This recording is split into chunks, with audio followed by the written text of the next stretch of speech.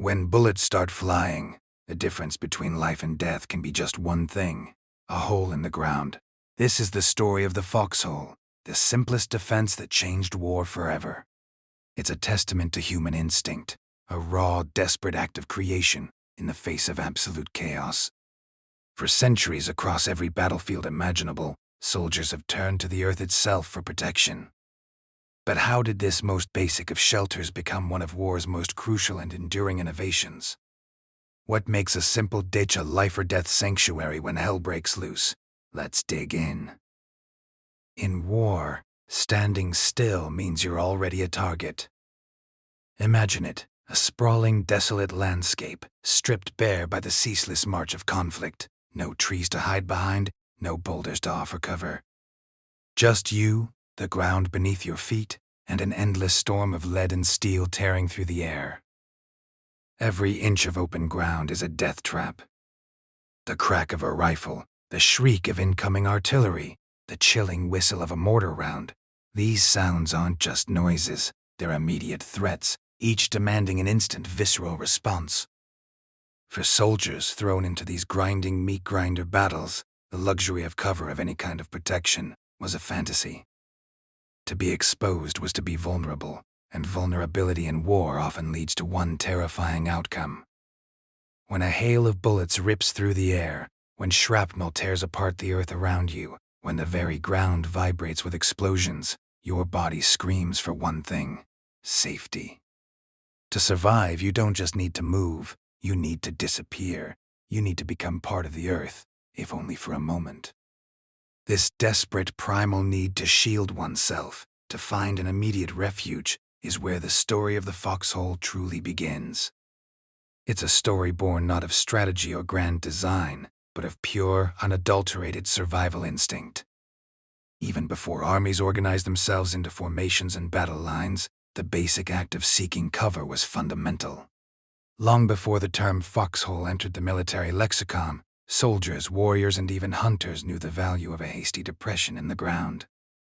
Picture ancient battlefields.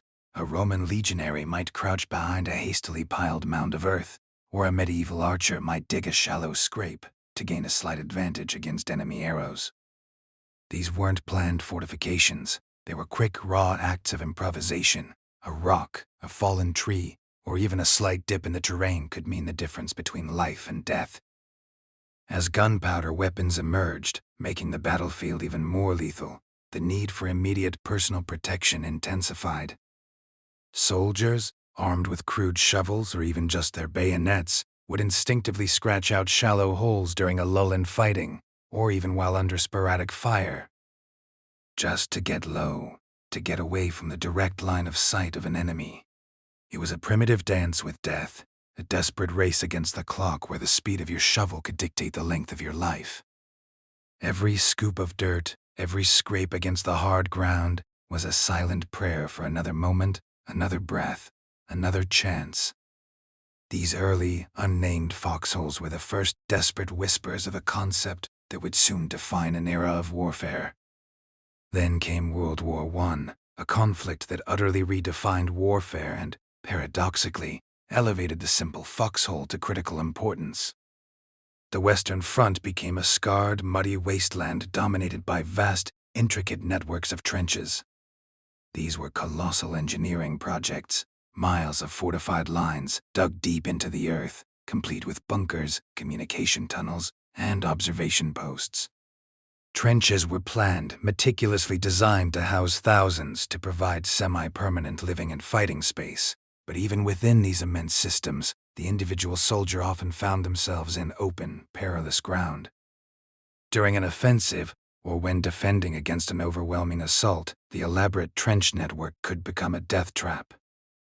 When you were caught outside your main trench, perhaps on a patrol or during an advance, a full trench was miles away.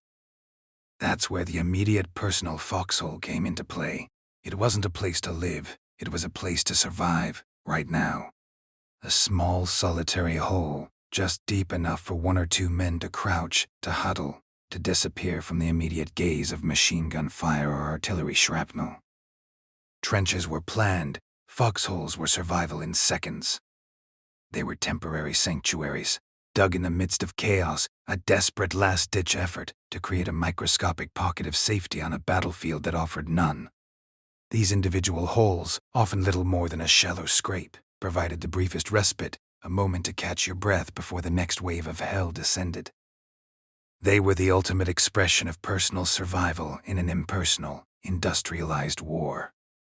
But it was in World War II that the foxhole truly came into its own, becoming an indispensable tool, a non-negotiable part of every infantryman's kit, not just a desperate measure. The scale and mobility of World War II meant soldiers were constantly on the move, engaging in brutal close-quarters combat across vast varied terrains. Static trench lines were often obsolete. Instead, infantry units would advance, fight, and then, crucially, dig in wherever they found themselves at the end of a day's push, or even during a temporary halt under fire. The phrase "dig in" became a core survival mantra, a fundamental tactical instruction passed down through the ranks. If you stopped, you dug. If you halted, you dug. If you even paused for a breath, your hands went to your entrenching tool. The moment soldiers stopped moving, they started digging. They learned to scoop out earth at incredible speed, often under the direct threat of enemy fire, the rhythmic thud of their shovels a grim symphony against the roar of battle. Think of the frozen hell of the Ardennes, the scorching sands of North Africa, or the dense, suffocating jungles of the Pacific. In every theater, against every enemy, the foxhole was the soldier's first and last line of defense. In the Pacific, American Marines facing fanatical Japanese resistance on islands like Iwo Jima and Okinawa dug into the volcanic rock and coral. These weren't just simple holes, they were sometimes elaborate, mutually supporting positions, camouflaged and often integrated into the natural terrain, providing protection against relentless banzai charges and devastating artillery barrages. A properly dug foxhole, even a simple one-man hasty scrape, could save a life from a direct hit from a mortar or a grenade. It dispersed the blast, offering just enough protection to keep a soldier from being vaporized or torn to shreds. Often, two soldiers would share a two-man foxhole, designed to allow one to rest while the other kept watch, a testament to camaraderie forged in the crucible of absolute necessity. These small earthbound sanctuaries became homes, observation posts, and emergency aid stations, all rolled into one. They were where fear was confronted, where courage was found, and where the raw human will to survive was put to its ultimate test, scoop by agonizing scoop. The foxhole wasn't just a physical barrier, it was a psychological anchor, a tiny personal bubble of control in a world gone utterly mad. Different armies, facing unique challenges, adapted the foxhole to their specific needs. German forces, known for their meticulous engineering, often incorporated overhead cover into their foxholes, creating small reinforced bunkers against aerial bombardment and artillery. The Soviet Army, emphasizing offensive pushes, often utilized fighting holes that were shallower, designed for quick occupation and rapid advance, prioritizing mobility over deep fortification. In the harsh deserts of North Africa, British and Commonwealth forces learned to dig into the sandy soil, often using sandbags for reinforcement against collapse, creating positions that blended seamlessly with the environment. Meanwhile, in the dense, suffocating jungles of Southeast Asia, American and Vietnamese soldiers dug shallow scrapes, often camouflaged with vegetation, to protect against ambush and intense small arms fire. Terrain was king. Digging into frozen ground required different tools and techniques than digging in loose sand or rocky terrain. But the core principle remained: get low, get covered, and make yourself a harder target. This adaptability, this simple genius, was what allowed the foxhole to remain relevant across vastly different battlefields and military doctrines. It wasn't about a single design, it was about a universal need met with whatever was at hand. Even as warfare evolved with dizzying speed, bringing jet aircraft, guided missiles, and advanced armor to the forefront, the foxhole refused to become obsolete.